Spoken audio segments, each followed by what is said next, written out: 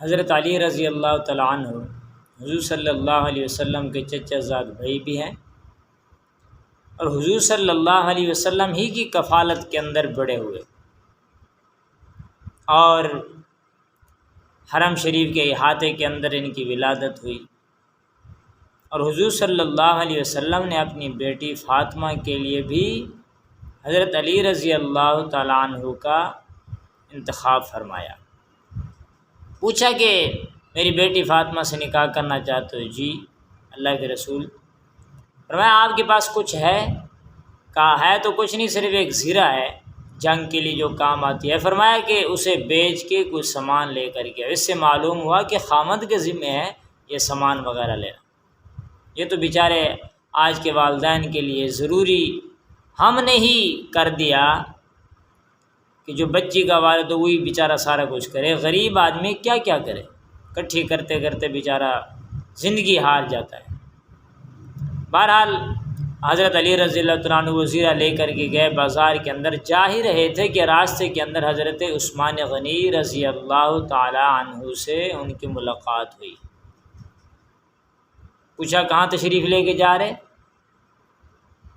فرمایا کہ یہ زیرہ بیچنے جا رہا ہوں اور حضرت فاطمہ الزہرا سے نکاح کرنا ہے۔ فرمایا مجھے دے دو۔ 400 درہم کی دے دی، اور حضرت عثمان غنی رضی اللہ تعالیٰ عنہ نے وہ تلوار وہ زیرہ لے لی اور زیرہ لے کر کے پیسے دے دیے۔ اس کے بعد وہ زیرہ بھی واپس کر دی کہ میری طرف سے آپ کو ہدیہ ہے۔ وہ لوگ تو آپس میں ایسے پیار والے تھے، رحماء بینہم، خوش دل رحم دل، آپس میں ایک دوسرے سے پیار محبت تھا۔ حضور صلی اللہ علیہ وسلم نے اس کے بعد ان کا سادگی کے ساتھ بالکل نکاح کر دیا۔ ام ایمن سے فرمایا کہ جاؤ اسے چھوڑ کر کے، یعنی بالکل سادہ سا طریقہ۔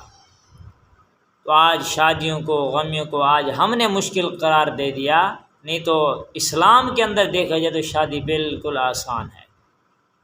آج شادی مشکل ہو گیا اور گناہ عام ہو گیا، آسان ہو گیا۔ بہرحال حضرت علی رضی اللہ تعالیٰ عنہ نے خیبر کی جنگ کو بھی فتح فرمایا۔ حضور صلی اللہ علیہ وسلم نے فرمایا صبح ایسے آدمی کے ہاتھ میں جھنڈا دوں گا کہ اس کے ہاتھ پر اللہ تبارک و تعالیٰ خیبر کو فتح فرمائیں گے۔ صحابہ کرام حیران تھے کہ پتہ نہیں کس کے ہاتھ پہ دیتے ہیں۔ 2-3 دن ہو گئے، قلعہ نہیں فتح ہو رہا۔ جب صبح دیکھا حضرت علی رضی اللہ تعالیٰ عنہ کرم اللہ وجہہ کے ہاتھ میں جھنڈا دیا، خیبر کے درے کو اٹھا لیا انہوں نے۔ یہ ان کی کرامت تھی، کئی لوگ حالانکہ نہیں اٹھا سکتے تھے، نہیں اکھیڑ سکتے تھے۔ اللہ نے ان کے ہاتھ پہ خیبر کو فتح فرمایا۔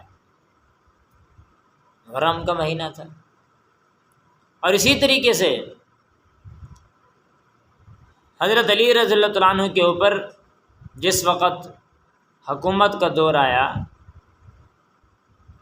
اور اس وقت خارجیوں کا فتنہ بہت زیادہ تھا۔ 4 سال تک ان کی حکومت رہی، 4 سال 4 مہینے غالباً، اور آخر کار لوگوں نے مشورہ کر کے ایک آدمی، اس کا نام عبد الرحمن ابن ملجم تھا، اس کو کھڑا کیا کہ حضرت علی رضی اللہ عنہ کو شہید تو نے کرنا ہے۔ اور اس نے 1-2 مرتبہ حضرت علی رضی اللہ تعالیٰ عنہ کے سامنے ایسی بات کہی اشارتاً، پتہ چل گیا کہ یہی آدمی ہی حملہ کرے گا۔ لیکن صحابہ کرام کو بھی پتہ چلا ان کی باتوں سے، تو کہا کہ اسے ختم نہ کر دیں۔ حضرت علی کرم اللہ وجہ نے فرمایا کہ نہیں، جب اس نے کوئی وار ہی نہیں کیا، کوئی حملہ ہی نہیں کیا، تو ایسے ہم کیسے اس کو پکڑ سکتے؟ ایک آدمی نے آ کر کے کہا حضرت جی ایسی ایسی باتیں آپ کے بارے میں کر رہا تھا، تلواریں بھی تیز کر رہا ہے وہ۔ تو خاموش رہے اور اس رات کو عبادت کرتے رہے، پوری رات عبادت میں گزار دی، اللہ کو راضی کرنے میں، اللہ کو خوش کرنے میں گزار دی۔ جب صبح کا وقت ہوا نماز کے لیے نکلے تو وہ آدمی باہر کھڑا تھا، اور اس نے آ کر کے حضرت علی رضی اللہ عنہ پر وار کر دیا۔